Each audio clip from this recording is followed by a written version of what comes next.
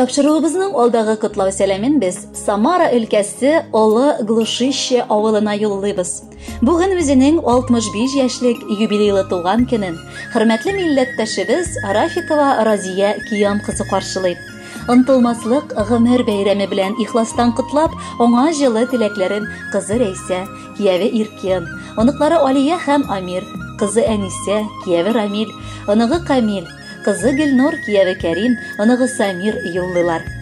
Һәммәбез бу дөньяда үз тормыш китабын яза. Аның һәммәсенең дә эштәлеге төрле. Ә инде безнең әнинең китабын алып укый башласаң, таң калырсың. Ул шул кадәр эштәлекле, тирән мәгънәле һәм бары якты хисләргә, матур төсләргә генә уралган гомер китабы.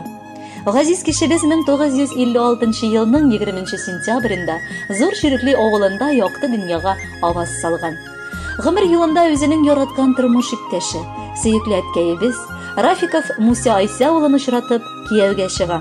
Татулыкта һәм мәхәббәттә безне, 3 балаларын тәрбияләп үстерделәр.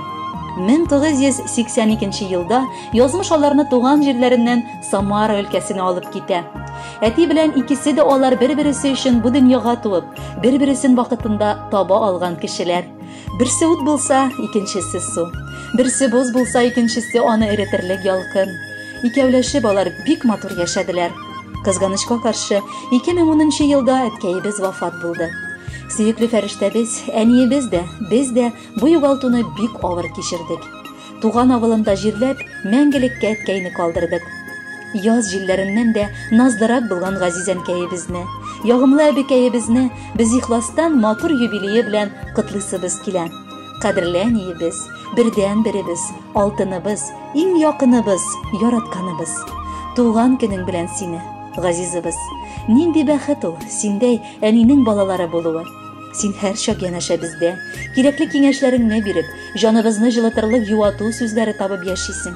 Син иң мөһим кеше безнең өчен тормышта.